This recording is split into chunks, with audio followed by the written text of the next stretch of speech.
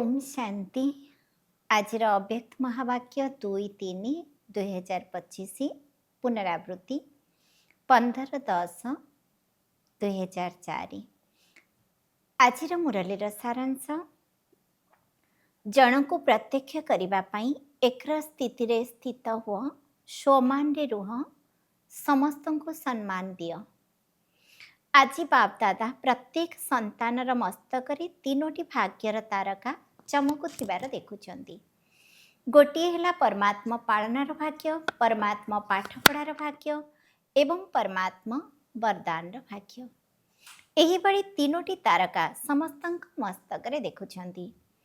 कौन तुमे माने मध्य निजर भाग्यर चमकुथिबा तारका को देखुच तो देखा जाउछि तो एही बड़ी श्रेष्ठ भाग्यर तारका सारा विश्व भितर अन्य काहार मस्तक चमकुथिबार देखाजिब नाही। तेबे एही भाग्यर तारका तो समस्त मस्तक चमकुछि, किंतु केउठी केउठी चमकरे अंतर देखा जाउछि। काहार चमक बहुत शक्तिशाली अटे तो आउ काहार मध्यम धरणर अटे, किंतु भाग्य विधाता समस्त को एकापड़ी ही भाग्य देइछंती। काहाको स्पेशल भाग्य दे नाहांती। पालना मध्य एकापड़ी, पाठपढ़ा मध्य समस्त को एकाठी पढ़ाई, वरदान मध्य एकाभली समस्त को मिलुछि। सारा विश्वर कोण अनुकोण रे सर्वदा गोटे ही पाठ पढ़ा जाउछि। एहा मध्य चमत्कारी अटे जहाँकि गोटे ही मुरली, गोटे तारीख एवं अमृत बेलार समय मध्य निज निजर देशर समय अनुसार हेले मध्य गोटे ही अटे एवं वरदान मध्य गोटे ही अटे, स्लोगान मध्य गोटे ही अटे। एथिरे कौनसी फरक अछि कि? अमेरिका एवं लंडन भितर कौनसी फरक अछि कि? नाही ना। तेबे भाग्यर तारकार चमकरे अंतर काहींकी रहिछि? अमृत बेलार पालना मध्य बापदादा चारिआडर पिलामानंक पई एका भଳି देउछंती। निरंतर जोग करिबार विधि मध्य समस्तको सेही गोटे ही मिलिछि। पुणी भी क्रमान्वय काहींकी हेउछि? जदि विधि गोटिए तेबे सिद्धि प्राप्तिर अंतर काहींकी रहुछि? बापदादांकर चारिआडर पिलामानंक प्रति स्नेह मध्य एका भଳି ही अटे। पुरुषार्थ हिसाब से शेष नंबर रे रहिथिबा पिला प्रति मध्य स्नेह समान ही अटे, बरं शेष नंबर वाला प्रति स्नेह सहित दयार भावना मध्य रहिछि जे एही लास्ट नंबर पिलाटी फास्ट अर्थात तीव्र पुरुषार्थ करी फास्ट नंबर अर्थात प्रथम नंबर आसी जाऊ। तेबे तुमे माने मध्य दूर दूरांतरु आसी जो माने एठारे पहुँची जाइछ, किपरि पहुँचीछ? परमात्मा स्नेह तुम मानकु टाणी आनिछि ना? स्नेहर डोरी रे टाणी हुई आसी जाइछ। तेणु बापदादांकर समस्तଙ୍କ सहित स्नेह रहिछि। समस्ते एही भଳି भाबुछ ना? मन भितर प्रश्न उठुछि, मो प्रति समान स्नेह अछि ना कम अछि? बापदादांकर स्नेह प्रत्येक संतान प्रति परस्पर ठारू अधिक अटे एवं यही परमात्मा स्नेह ही सबु पिलांकर विशेष पालनार आधार अटे। एमिति तो समस्ते भावुछ बापदादांक प्रति मोर बहुत स्नेह अछि ना अन्य मानकर स्नेह अधिक अटे मोर कम? एही भଳି भावुछ कि मोर बहुत स्नेह अछि? भावुछ ना? एहा ठीक कथा ना? कण पांडव माने एहा ठीक कथा ना? समस्ते कहूछ मोर बाबा, एमिति तो कहूना आज सेंटर इनचार्ज कर बाबा, दादी कर बाबा, जानकी दादी कर बाबा कहूछ कि? नाही ना? मेरा बाबा कहूछ। जदि तुमे मोर बाबा बोली कहिल एवं बाबा मध्य कहिले मोर संतान, तेबे से गोटे मोर शब्द ही पिला माने बाबांकर होई गले एवं बाबा पिला मानकर होई गले। कौनसी मेहनत लागिला कि? लागिला मेहनत? किछि किछि लागिला कि? नाही ना? केबे केबे तो लागुछि ना? कौन मेहनत लागुछि ना नाही? लागुछि। तेबे मेहनत लागिले पुणी कौन करुछ? थकी जाउछ कि? जदि दिल सहित अति स्नेहर सहित कहब मेरा बाबा, तेबे मेहनत मोहब्बत रे परिवर्तन होइजिब। तेबे तुमे माने मेरा बाबा कहिबा मात्रे ही बाबांक पाखेरे तुमर शब्द पहुँची जाउछि एवं बाबा मध्य अतिरिक्त साहाय्य देउछंती। किंतु एहा दिल सौदा अटे, मुखर सौदा नुहे, दिल सौदा। तेबे एही दिल सौदा करिबारे तो समस्ते बुद्धिमान अटना? जना अछि ना? कौन पछवाला को जना अछि? सेथिपाई तो पहुँची जाइछ ना? किंतु सबुठारु दूर देश वाला किए? कौन अमेरिका? सबुठारु दूरदेशी तो बाप दादा अटंती। ଜଣେ ଆକାରୀବତନରୁ ଆସୁଛନ୍ତି ଆଉ ଜଣେ ପରମଧାମରୁ ଆସୁଛନ୍ତି। ତେବେ ଆମେରିକା କ'ଣ ଏହାଠାରୁ ଆଗକୁ ଅଛି କି? ଆଉ କିଛି ବି ନାହିଁ। ତେବେ ଦୂରାଦେଶୀ ପିତା ହିଁ ସାକାର ଦୁନିଆର ଦୂରାଦେଶୀ ପିଲାମାନଙ୍କ ସହିତ ମିଶୁଛନ୍ତି। ଏହି ନିଶା ତ ଅଛି ନା। ଆଜି ଆମ ପାଇଁ ବାପଦାଦା ଆସିଛନ୍ତି। ଭାରତବାସୀ ତ ବାବାଙ୍କର ହିଁ ଅଟନ୍ତି, କିନ୍ତୁ ଡବଲ ବିଦେଶୀମାନଙ୍କୁ ଦେଖି ବାପଦାଦା ବିଶେଷ ଖୁସି ହେଉଛନ୍ତି। କାହିଁକି ଜାଣିଛ?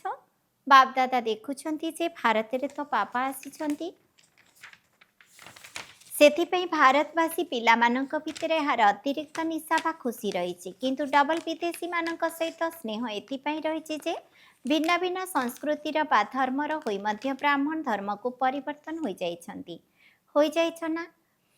ଏବେ ଆଉ ଏଭଳି ସଂକଳ୍ପ ଆସୁନାହିଁ ତ। ଏହା ଭାରତୀୟ କଲଚର ଅର୍ଥାତ୍ ସଂସ୍କୃତି ଅଟେ। ଆମର କଲଚର, ଆମର ପରମ୍ପରା ତ ଭିନ୍ନ ଅଟେ ନା। ଏବେ ବାପଦାଦା ଫଳାଫଳ ରୂପରେ ଦେଖୁଛନ୍ତି ଯେ ସମସ୍ତେ ଗୋଟିଏ କଲଚରର ହୋଇଯାଇଛନ୍ତି। ଚାହେଁ ଯେଉଁ ଦେଶର ବି ହୋଇଥାନ୍ତୁ ନା କାହିଁକି, ସାକାର ଶରୀର ପାଇଁ ଦେଶ ଭିନ୍ନ ଭିନ୍ନ ଅଟେ, କିନ୍ତୁ ଆତ୍ମା ବ୍ରାହ୍ମଣ କଲଚରର ଅଟେ। ଆଉ ଗୋଟିଏ କଥା, ଡବଲ ବିଦେଶୀମାନଙ୍କର ବାପଦାଦାଙ୍କୁ ବହୁତ ଭଲ ଲାଗେ। ଜାଣିଛ ତାହା କ'ଣ? ଅତି ଶୀଘ୍ର ସେବାରେ ଲାଗିଯାଇଥାନ୍ତି। ଆଉ କ'ଣ କୁହ? ଚାକିରି ମଧ୍ୟ କରୁଛନ୍ତି, ସେବା ମଧ୍ୟ କରୁଛନ୍ତି। ଏମିତି ତ ଭାରତରେ ମଧ୍ୟ କରୁଛନ୍ତି। ଭାରତରେ ମଧ୍ୟ ପିଲାମାନେ ଚାକିରି କରୁଛନ୍ତି। ଯାହା ବି ହୋଇଯାଉ, ସତ୍ୟତାପୂର୍ବକ ନିଜର ଦୁର୍ବଳତାକୁ ଶୁଣାଇ ଦିଅନ୍ତି, ସ୍ପଷ୍ଟବାଦୀ ଅଟନ୍ତି। ଆଚ୍ଛା, ତେବେ କ'ଣ ଭାରତବାସୀ ସ୍ପଷ୍ଟବାଦୀ ନୁହନ୍ତି? ବାପଦାଦା ଏହି କଥା ଦେଖୁଛନ୍ତି ଯେ ଯେତେ ଦୂରରେ ରହୁଥିଲେ ମଧ୍ୟ ବାବାଙ୍କର ସ୍ନେହ ଥିବା କାରଣରୁ ସ୍ନେହରେ ଅଧିକାଂଶ ପିଲା ପାସ୍ ଅଟନ୍ତି। ଏହାର ତ ଭାରତବାସୀଙ୍କର ନିଶ୍ଚିତ ସୌଭାଗ୍ୟ ଅଟେ। କିନ୍ତୁ ସେମାନେ ଦୂରରେ ରହୁଥିଲେ ମଧ୍ୟ ସ୍ନେହରେ ସମସ୍ତେ ପାସ୍ ହୋଇଯାଉଛନ୍ତି। ଯଦି ବାପଦାଦା ପଚାରିବେ, ତେବେ ସ୍ନେହରେ କୌଣସି କମି ବେଶୀ ଅଛି କି? ବାବାଙ୍କ ପ୍ରତି ସ୍ନେହର ବିଷୟ ଉପରେ ଶତକଡ଼ାର ହିସାବ ଅଛି କି? ଯେଉଁମାନେ ଭାବୁଛନ୍ତି ସ୍ନେହରେ 100% ଅଟନ୍ତି, ସେମାନେ ହାତ ଉଠାଅ। ସମସ୍ତେ ହାତ ଉଠାଇଲେ। ଆଚ୍ଛା, 100% ସ୍ନେହ ଅଛି ତ? ଭାରତବାସୀ ଉଠାଇ ନାହାନ୍ତି କି? ଦେଖ, ଭାରତକୁ ତ ସବୁଠାରୁ ବଡ଼ ଭାଗ୍ୟ ମିଳିଛି, ଯାହାକି ବାବା ଭାରତକୁ ହିଁ ଆସିଛନ୍ତି। ଏଥିରେ ବାବାଙ୍କୁ ଆମେରିକା ପସନ୍ଦ ଆସିଲା ନାହିଁ, କିନ୍ତୁ ଭାରତ ପସନ୍ଦ ଆସିଲା। ସମ୍ମୁଖରେ ଗାୟତ୍ରୀ ଭଉଣୀ ବସିଛନ୍ତି ନା, ତେଣୁ ଆମେରିକାର ନାମ କୁହାଯାଉଛି। କିନ୍ତୁ ଦୂରରେ ରହିଥିଲେ ମଧ୍ୟ ସ୍ନେହ ବହୁତ ଅଧିକ। ଯଦିଓ ସମସ୍ୟା ଆସୁଛି, ପୁଣି ବି ବାବା ବାବା କହି ସମସ୍ୟାକୁ ସମାପ୍ତ କରିଦେଉଛନ୍ତି। ତେବେ ସ୍ନେହ ବିଷୟରେ ତ ବାପଦାଦା ମଧ୍ୟ ପାସ୍ କରିଦେଲେ, କିନ୍ତୁ ଏବେ ଆଉ କେଉଁଥିରେ ପାସ୍ ହେବାର ଅଛି? ହେବାର ତ ଅଛି ନା, ଅଟ ମଧ୍ୟ ଏବଂ ହେବ ମଧ୍ୟ। ତେବେ ବର୍ତ୍ତମାନର ସମୟ ଅନୁସାରେ ବାପଦାଦା ଏହି କଥା ଚାହୁଁଛନ୍ତି ଯେ ପ୍ରତ୍ୟେକ ସନ୍ତାନ ଭିତରେ ସ୍ୱପରିବର୍ତ୍ତନର ଶକ୍ତି ମାତ୍ରା, ଯେପରି ସ୍ନେହର ଶକ୍ତିରେ ହାତ ଉଠାଇଥିଲ, ସମସ୍ତେ ହାତ ଉଠାଇଥିଲ ନା, ତେବେ ସେତିକି ତୀବ୍ରଗତି ସ୍ୱପରିବର୍ତ୍ତନରେ ଅଛି ତ? ଏଥିରେ ଅଧା ହାତ ଉଠିବ ନା ପୁରା ଉଠିବ? କ'ଣ ଉଠିବ? ପରିବର୍ତ୍ତନ ତ ମଧ୍ୟ କରୁଛ, କିନ୍ତୁ ସମୟ ଲାଗୁଛି। ତେବେ ସମୟର ସମୀପତା ଅନୁସାରେ ସ୍ୱପରିବର୍ତ୍ତନର ଶକ୍ତି ଏଭଳି ତୀବ୍ର ହେବା ଦରକାର, ଯେପରି କାଗଜ ଉପରେ ବିନ୍ଦୁ ଲଗାଇବା ପାଇଁ କେତେ ସମୟ ଲାଗୁଛି? କେତେ ସମୟ ଲାଗୁଛି? ଗୋଟିଏ ସେକେଣ୍ଡ ବି ନୁହେଁ। ଠିକ୍ ଅଛି ନା? ତେବେ ଏହିଭଳି ତୀବ୍ର ଗତି ଅଛି ତ କ'ଣ ଏଥିରେ ହାତ ଉଠାଇବା ପାଇଁ କହିବା? ଏଥିରେ ଅଧା ହାତ ଉଠିବ। ଯେହେତୁ ସମୟର ଗତି ବହୁତ ତୀବ୍ର ଅଟେ, ତେଣୁ ସ୍ୱପରିବର୍ତ୍ତନର ଶକ୍ତି ମଧ୍ୟ ସେତିକି ତୀବ୍ର ହେବା ଦରକାର। ତେଣୁ ଯେତେବେଳେ ପରିବର୍ତ୍ତନ ଶବ୍ଦ କହୁଛ, ସେଥିରେ ପରିବର୍ତ୍ତନ ପୂର୍ବରୁ ପ୍ରଥମେ ସ୍ୱଶବ୍ଦକୁ ସର୍ବଦା ମନେ ରଖିଥାଅ। କେବଳ ପରିବର୍ତ୍ତନ ନୁହେଁ, ସ୍ୱପରିବର୍ତ୍ତନ। ବାପଦାଦାଙ୍କର ମନେ ଅଛି ଯେ ପିଲାମାନେ ଗୋଟିଏ ବର୍ଷ ପାଇଁ ବାପଦାଦାଙ୍କୁ ପ୍ରତିଶ୍ରୁତି ଦେଇଥିଲେ ଯେ ସଂସ୍କାର ପରିବର୍ତ୍ତନ ଦ୍ୱାରା ସଂସାର ପରିବର୍ତ୍ତନ କରିବୁ। ମନେ ଅଛି ତ? ସଂସ୍କାର ପରିବର୍ତ୍ତନ ଦ୍ୱାରା ସଂସାର ପରିବର୍ତ୍ତନ କରିବାର ବର୍ଷ ମଧ୍ୟ ପାଳନ କରିଛ। ତେବେ ସଂସାରର ଗତି ତ ଅତି ଆଡ଼କୁ ଯାଉଛି, କିନ୍ତୁ ସଂସ୍କାର ପରିବର୍ତ୍ତନର ଗତି ସେତିକି ତୀବ୍ର ବେଗୀ ଅଟେ ତ? ଏମିତି ତ ବିଦେଶର ବିଶେଷତା ହେଲା, ସାଧାରଣ ରୀତିରେ ମଧ୍ୟ ବିଦେଶ ତୀବ୍ର ଗତିରେ ଚାଲେ ଏବଂ ତୀବ୍ର ଗତିରେ କାର୍ଯ୍ୟ କରେ। ତେଣୁ ବାବା ପଚାରୁଛନ୍ତି ଯେ ସଂସ୍କାର ପରିବର୍ତ୍ତନ କରିବାରେ ତୀବ୍ର ଗତି ଅଛି ତ? ତେଣୁ ବାପଦାଦା ସ୍ୱପରିବର୍ତ୍ତନର ଗତି ଏବେ ତୀବ୍ର ଦେଖିବାକୁ ଚାହୁଁଛନ୍ତି। ସମସ୍ତେ ପଚାରୁଛ ନା, ବାପଦାଦା କ'ଣ ଚାହୁଁଛନ୍ତି? ପରସ୍ପର ଭିତରେ ଆଲୋଚନା କରୁଛ ନା? କ'ଣ ପରସ୍ପରକୁ ପଚାରୁଛ ବାପଦାଦା କ'ଣ ଚାହୁଁଛନ୍ତି? ତେବେ ବାପା ଏହି କଥା ଚାହୁଁଛନ୍ତି ଗୋଟିଏ ସେକେଣ୍ଡ ଭିତରେ ବିନ୍ଦୁ ଲାଗିଯାଉ, ଯେପରି କାଗଜ ଉପରେ ବିନ୍ଦୁ ଲାଗିଯାଉଛି ନା, ତାଠାରୁ ମଧ୍ୟ ଆହୁରି ଶୀଘ୍ର। ପରିବର୍ତ୍ତନ କ୍ଷେତ୍ରରେ ଯାହା ଅଯଥାର୍ଥ ଅଟେ ସେଥିରେ ବିନ୍ଦୁ ଲାଗିଯାଉ। କ'ଣ ବିନ୍ଦୁ ଲଗାଇବା ଜଣାଅଛି ତ? ଜଣାତ ଅଛି ନା? କିନ୍ତୁ କେବେ କେବେ ପ୍ରଶ୍ନବାଚକ ଚିହ୍ନ ଲାଗିଯାଉଛି। ଲଗାଉଛ ବିନ୍ଦୁ କିନ୍ତୁ ହୋଇଯାଉଛି ପ୍ରଶ୍ନବାଚକ ଚିହ୍ନ। ଏସବୁ କ'ଣ? ଏସବୁ କାହିଁକି? ଏହି କାହିଁକି ଏବଂ କ'ଣ ବିନ୍ଦୁକୁ ପ୍ରଶ୍ନବାଚକରେ ପରିବର୍ତ୍ତନ କରିଦେଉଛି। ବାପଦାଦା ତ ପୂର୍ବରୁ ମଧ୍ୟ କହିଛନ୍ତି ହ୍ୱାଇ ଅର୍ଥାତ୍ କ'ଣ କର ନାହିଁ। ତେବେ କ'ଣ କରିବ? ଫ୍ଲାଏ କର ଅର୍ଥାତ୍ ଉଡ଼, ନଚେତ୍ ବାହା କର କିନ୍ତୁ ହ୍ୱାଇ କର ନାହିଁ। କିନ୍ତୁ ହ୍ୱାଇ କରିବା ଶୀଘ୍ର ଆସିଯାଉଛି ନା? କ'ଣ ଠିକ୍ କଥା ନା? ତେଣୁ ଯେତେବେଳେ ହ୍ୱାଇ ଶବ୍ଦ ଆସୁଛି ତାକୁ ବାହା କରିଦିଅ। ଯିଏ ବି ଯାହା କରୁ ବା କିଛି କହୁ ତୁମେ କୁହ ବାହା ଡ୍ରାମା ବାହା। ଇଏ କାହିଁକି କହିଲା, ଇଏ କାହିଁକି କହିଲା ନା, ଇଏ କରିଲେ ଯାଇ ମୁଁ କରିବି ନା। ଆଜିକାଲି ବାପଦାଦା ଦେଖୁଛନ୍ତି ଶୁଣାଇଦେବା, ପରିବର୍ତ୍ତନ କରିବାର ଅଛି ନା। ତେବେ ଆଜିକାଲି ଚାହେଁ ଭାରତୀୟ ହେଉ ବା ବିଦେଶୀ ହେଉ, ଉଭୟ ପଟେ ଗୋଟିଏ ପ୍ରକାରର କଥାର ଲହର ଦେଖାଯାଉଛି। ଜାଣିଛ ତାହା କ'ଣ? ଏହା ହେବା ଉଚିତ, ଏହା ମିଳିବା ଉଚିତ, ଇଏ ଏହିଭଳି କରିବା ଉଚିତ, ମୁଁ ଯାହା କହୁଛି ବା ଭାବୁଛି ତାହା ହିଁ ହେବା ଉଚିତ। ତେବେ ଏହା ହେବା ଉଚିତ, ତାହା ହେବା ଉଚିତ, ଏହିଭଳି ସଂକଳ୍ପ ଯଦି ମନ ଭିତରେ ମଧ୍ୟ ରହିଥିବ, ତେବେ ଏହି ବ୍ୟର୍ଥ ବିଚାର କେବେ ବି ଭଲ ହେବା ପାଇଁ ଦେବ ନାହିଁ। ତେଣୁ ବାପଦାଦା ମଧ୍ୟ ସମସ୍ତଙ୍କର ଅଳ୍ପ ସମୟର ବ୍ୟର୍ଥ ସଂକଳ୍ପର ଚାର୍ଟକୁ ନୋଟ୍ କରିଛନ୍ତି ଏବଂ ଚେକ୍ କରିଛନ୍ତି। ବାପଦାଦାଙ୍କ ପାଖରେ ତ ଶକ୍ତିଶାଳୀ ଯନ୍ତ୍ରପାତି ଅଛି ନା। ତୁମମାନଙ୍କର କମ୍ପ୍ୟୁଟର ଭଳି ନାହିଁ, କାହିଁକି ନା ତୁମ କମ୍ପ୍ୟୁଟର ତ ଗାଳି ବି ଦେଉଛି।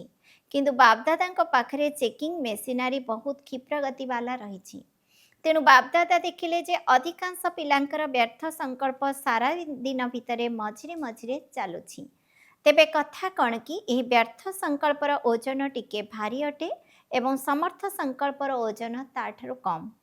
ତେଣୁ ମଝିରେ ଯେଉଁ ସବୁ ବ୍ୟର୍ଥ ସଂକଳ୍ପ ଚାଲୁଛି ସେଗୁଡ଼ିକ ବୁଦ୍ଧିକୁ ଭାରି କରିଦେଉଛି, ପୁରୁଷାର୍ଥକୁ ମଧ୍ୟ ଭାରି କରିଦେଉଛି।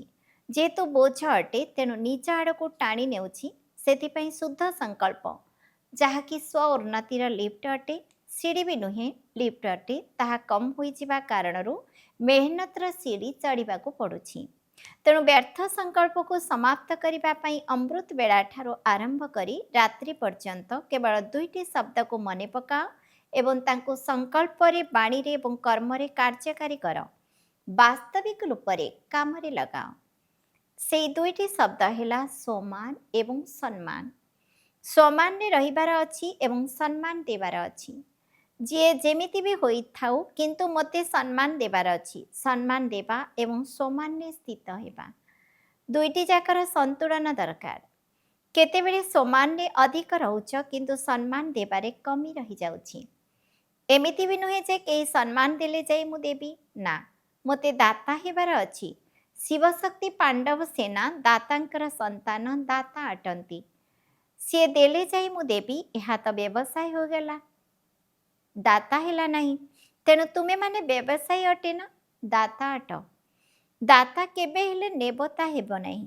ନିଜର ବୃତ୍ତିରେ ଏବଂ ଦୃଷ୍ଟିରେ ଏହି ଲକ୍ଷ୍ୟ ରଖ ଯେ ମୋତେ ଅନ୍ୟମାନଙ୍କୁ ନୁହେଁ, ମୋତେ ସର୍ବଦା ସମସ୍ତଙ୍କ ପ୍ରତି, ଚାହେଁ ଅଜ୍ଞାନୀ ହୋଇଥାଉ ଚାହେଁ ଜ୍ଞାନୀ ହୋଇଥାଉ, ସମସ୍ତଙ୍କ ପ୍ରତି। ଅଜ୍ଞାନୀ ଆତ୍ମାଙ୍କ ପ୍ରତି ପୁଣି ବି ସୁଭାବନା ରଖୁଛ, କିନ୍ତୁ ଜ୍ଞାନୀ ତ ଆତ୍ମାଙ୍କ ପ୍ରତି ପରସ୍ପର ଭିତରେ ସବୁ ସମୟରେ ସୁଭାବନା, ସୁକାମନା ରହୁ। ନିଜର ଦୃଷ୍ଟି ଏବଂ ବୃତ୍ତି ଏହିଭଳି ହୋଇଯାଉ। ବାସ୍ ଦୃଷ୍ଟିରେ ଯେପରି ସ୍ଥୂଳ ବିନ୍ଦୁ ରହିଛି, ବିନ୍ଦୁ କେବେ ଲୁଚି ଯାଉଛି କି? ଆଖି ଭିତରୁ ଯଦି ବିନ୍ଦୁ ଚାଲିଯିବ ତେବେ କ'ଣ ହୋଇଯିବ ଦେଖିପାରିବ? ତେବେ ଯେପରି ଆଖି ଭିତରେ ବିନ୍ଦୁ ସମାହିତ ଅଟେ, ସେହିପରି ଆତ୍ମା ବିନ୍ଦୁ ଏବଂ ବାବା ବିନ୍ଦୁ ମଧ୍ୟ ତୁମ ନୟନରେ ସମାହିତ ହୋଇ ରହିଥାନ୍ତୁ।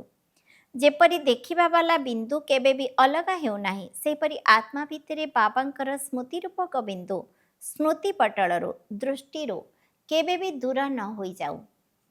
ଫଲୋ ଫାଦର କରିବାର ଅଛି ନା। ତେବେ ବାବାଙ୍କର ଦୃଷ୍ଟିରେ ବା ବୃତ୍ତିରେ ଯେପରି ପ୍ରତ୍ୟେକ ସନ୍ତାନ ପାଇଁ ସମାନ ରହିଛି ଏବଂ ସମ୍ମାନ ରହିଛି, ସେହିପରି ନିଜର ଦୃଷ୍ଟିରେ ଏବଂ ବୃତ୍ତିରେ ସମାନ ତଥା ସମ୍ମାନ ରହୁ। ସମ୍ମାନ ଦେବା ଦ୍ୱାରା ତୁମ ମନ ଭିତରେ ଯାହା ସବୁ ରହୁଛି ଏ ପରିବର୍ତ୍ତନ ହୋଇଯାଉ। ଇଏ ଏପରି ନ କରୁ, ଇଏ ଏହିଭଳି ହୋଇଯାଉ, ଏସବୁ ଶିକ୍ଷା ଦ୍ୱାରା ହୋଇପାରିବ ନାହିଁ, ବରଂ ସମ୍ମାନ ଦେବା ଦ୍ୱାରା ସେହିଭଳି କରିବାକୁ ଲାଗିବେ। ତୁମର ବୃତ୍ତି ଦ୍ୱାରା ପରିବର୍ତ୍ତନ ହେବ, କହିବା ଦ୍ୱାରା ହେବେ ନାହିଁ। ତେଣୁ ଏବେ କ'ଣ କରିବ? ସମାନ ଏବଂ ସମ୍ମାନ ଦୁଇଟି ଯାକ ମନେ ରହିବ, ନା କେବଳ ସମାନ ମନେ ରହିବ। ତେବେ ଅନ୍ୟକୁ ସମ୍ମାନ ଦେବା ଅର୍ଥ ସମ୍ମାନ ନେବା। କାହାକୁ ବି ସମ୍ମାନ ଦେବା ଅର୍ଥ ନିଜେ ସମ୍ମାନୀୟ ହେବା। ତେବେ ଆତ୍ମିକ ସ୍ନେହର ଲକ୍ଷଣ ହେଲା ଅନ୍ୟର କମିକୁ ନିଜର ଶୁଭ ଭାବନା, ଶୁଭକାମନା ଦ୍ୱାରା ପରିବର୍ତ୍ତନ କରିବା। ବାପଦାଦା ତ ଏବେ ପୂର୍ବ ସନ୍ଦେଶରେ ଜଣାଇଥିଲେ ଯେ ବର୍ତ୍ତମାନ ସମୟରେ ନିଜର ସ୍ୱରୂପକୁ ଦୟାଶୀଳ କର। ଶେଷ ଜନ୍ମରେ ମଧ୍ୟ ତୁମମାନଙ୍କର ଜଡ଼ଚିତ୍ର ଦୟାଶୀଳ ହୋଇ ଭକ୍ତମାନଙ୍କ ଉପରେ ଦୟା କରି ଚାଲିଛି। ଯଦି ଚିତ୍ର ଏତେ ଦୟାଳୁ ଅଟେ, ତେବେ ଚୈତନ୍ୟରେ କ'ଣ ନ ହୋଇଥିବ? ଚୈତନ୍ୟ ତ ଦୟାର ଖଣି ହୋଇଥିବ। ତେଣୁ ଏବେ ଦୟାର ଖଣି ହୋଇଯାଅ। ଯିଏ ବି ଆସୁ ତାକୁ ଦୟା ମିଳୁ, ଏହା ହିଁ ହେଉଛି ସ୍ନେହର ପ୍ରତୀକ। ତେଣୁ ଏବେ ଦୟାର ଖଣି ହୋଇଯାଅ। ତେବେ କରିବାକୁ ତ ହେବ ନା, ନା କେବଳ ଶୁଣିବାର ଅଛି? କରିବାକୁ ହିଁ ପଡ଼ିବ, ହେବାକୁ ହିଁ ପଡ଼ିବ। ତେବେ ବାପଦାଦା କ'ଣ ଚାହୁଁଛନ୍ତି ତାର ଉତ୍ତର ଦେଉଛନ୍ତି। ପ୍ରଶ୍ନ ପଚାରୁଛ ନା? ତେଣୁ ବାପଦାଦା ଉତ୍ତର ଦେଉଛନ୍ତି। ବର୍ତ୍ତମାନ ସମୟରେ ସେବାର ତ ବୃଦ୍ଧି ଭଲ ହେଉଛି, ଚାହେଁ ବିଦେଶରେ ଚାହେଁ ଭାରତରେ। କିନ୍ତୁ ବାପଦାଦା ଚାହୁଁଛନ୍ତି ଯେ ଏଭଳି କୌଣସି ନିମିତ୍ତ ଆତ୍ମା ବାହାର କର, ଯିଏକି କିଛି ବିଶେଷ କାର୍ଯ୍ୟ କରି ଦେଖାଉ। ଏଭଳି କେହି ସହଯୋଗୀ ହୁଅନ୍ତୁ ଯାହାକି ଆଜି ପର୍ଯ୍ୟନ୍ତ ଯେଉଁ କଥା କରିବାକୁ ଚାହୁଁଛ ତାହା କରି ଦେଖାଇବ। ପ୍ରୋଗ୍ରାମ ଗୁଡ଼ିକ ତ ବହୁତ କରିସାରିଲଣି। ଯେଉଁଠାରେ ବି ପ୍ରୋଗ୍ରାମ ସବୁ କରିଛ, ସେ ପ୍ରୋଗ୍ରାମ ଗୁଡ଼ିକ ପାଇଁ ସବୁଆଡ଼ର ପିଲାମାନଙ୍କୁ ବାପଦାଦା ଅଭିନନ୍ଦନ ଜଣାଉଛନ୍ତି। କିନ୍ତୁ ଏବେ ଆଉ କୌଣସି ନବୀନତା କରି ଦେଖାଅ, ଯାହାକି ତୁମ ତରଫରୁ ତୁମମାନଙ୍କ ଭଳି ବାବାଙ୍କୁ ପ୍ରତ୍ୟକ୍ଷ କରିବେ। ଏହା ପରମାତ୍ମାଙ୍କର ପାଠପଢ଼ା ଅଟେ। ଏହା ମଧ୍ୟ ମୁଖରୁ ବାହାରୁ ଏବଂ ବାବା ବାବା ଶବ୍ଦ ମଧ୍ୟ ଅନ୍ତରରୁ ବାହାରୁ।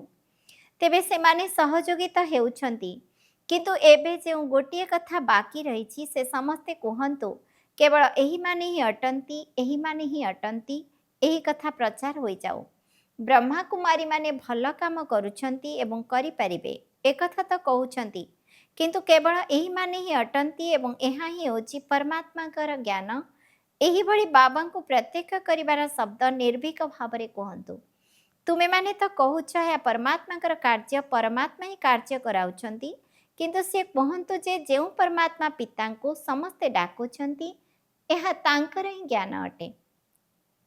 ଏବେ ଏହାର ଅନୁଭବ କରାଅ, ଯେପରି ତୁମ ମନ ଭିତରେ ସବୁ ସମୟରେ କ'ଣ ରହୁଛି? ବାବା ବାବା ବାବା। ଏହିଭଳି କୌଣସି ସଂଗଠନ ବାହାରୁ ଏମାନେ ଭଲ, ଏମାନେ କରିପାରିବେ, ଏପର୍ଯ୍ୟନ୍ତ ତ ଆସିଲେଣି, କିଛିଟା ପରିବର୍ତ୍ତନ ହେଲାଣି। କିନ୍ତୁ ଶେଷ ପରିବର୍ତ୍ତନ ହେଲା ଏହି ଗୋଟିଏ, ଏହି ଗୋଟିଏ, ଏହି ଗୋଟିଏ। ଏହା ସେତେବେଳେ ହେବ ଯେତେବେଳେ ବ୍ରାହ୍ମଣ ପରିବାର ବାଲା ଏକର ସ୍ଥିତି ବାଲା ହୋଇଯିବେ। ଏବେ ତ ସ୍ଥିତି ବଦଳିବାରେ ଲାଗିଛି। ତୁମମାନଙ୍କର ଏକର ସ୍ଥିତି ଏକ ଅର୍ଥାତ୍ ଜଣକୁ ହିଁ ପ୍ରତ୍ୟକ୍ଷ କରିବ। ଏହା ଠିକ୍ କଥା ନା? ତେଣୁ ଡବଲ ବିଦେଶୀମାନେ ଦୃଷ୍ଟାନ୍ତ ହୁଅ, ସମ୍ମାନ ଦେବାରେ ଏବଂ ସମାନରେ ରହିବାରେ ଉଦାହରଣ ହୁଅ। ନମ୍ବର ନେଇଯାଅ। ଚାରିଆଡ଼େ ଯେମିତି ମହଜିଦ୍ ପରିବାରର ଦୃଷ୍ଟାନ୍ତ ଶୁଣାଉଛ ନା, ଯାହାକି ତାଙ୍କର ଚପରାସି ଠାରୁ ନୌକର ଚାକର ସମସ୍ତେ ମହଜିଦ୍ ଥିଲେ। ସେହିପରି ଯେଉଁ ଆଡ଼କୁ ବି ଯାଆନ୍ତୁ, ଆମେରିକା ଯାଆନ୍ତୁ, ଅଷ୍ଟ୍ରେଲିଆ ଯାଆନ୍ତୁ, ସବୁ ଦେଶରେ ଏକରସ, ଏକମତ, ସମାନରେ ରହିବା ବାଲା ଏବଂ ସମ୍ମାନ ଦେବା ବାଲା ଦେଖନ୍ତୁ। ଏଥିରେ ନମ୍ବର ନିଅ, କ'ଣ ନେଇପାରିବ ନା?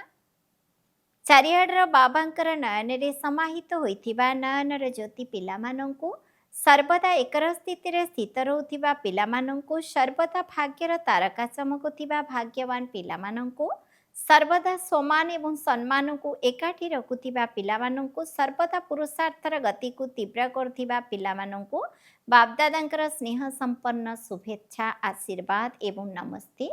ଆମ ଆତ୍ମିକ ସନ୍ତାନମାନଙ୍କର ମଧ୍ୟ ଆତ୍ମିକ ପିତାଙ୍କୁ ନମସ୍ତେ, ନମସ୍ତେ, ନମସ୍ତେ।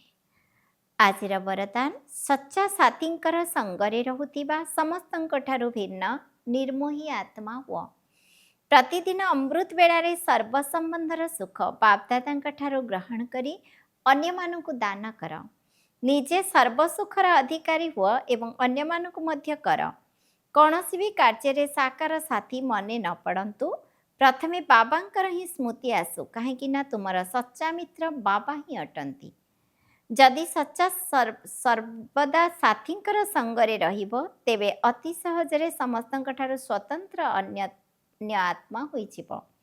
ଯେଉଁମାନେ ସର୍ବ ସମ୍ବନ୍ଧରେ ପ୍ରତ୍ୟେକ କାର୍ଯ୍ୟରେ ଏକମାତ୍ର ବାବାଙ୍କୁ ହିଁ ମନେ ପକାଇଥାନ୍ତି, ସେମାନେ ସହଜରେ ନିର୍ମୋହୀ ହୋଇଯାଆନ୍ତି। ସେମାନଙ୍କର କୌଣସି ଆଡ଼େ ଆକର୍ଷଣ ନଥାଏ, ଅର୍ଥାତ୍ ଢଳି ନଥାନ୍ତି। ସେଥିପାଇଁ ସେମାନେ କେବେ ବି ମାୟାଠାରୁ ପରାଜିତ ହୋଇପାରିବେ ନାହିଁ। ସ୍ଲୋଗାନ: ମାୟାକୁ ଦେଖିବା ପାଇଁ ବା ଜାଣିବା ପାଇଁ ତ୍ରିକାଳଦର୍ଶୀ ଏବଂ ତ୍ରିନେତ୍ରୀ ହୁଅ, ତେବେ ଯାଇ ବିଜୟୀ ହେବ। ଓମ୍ ଶାନ୍ତି।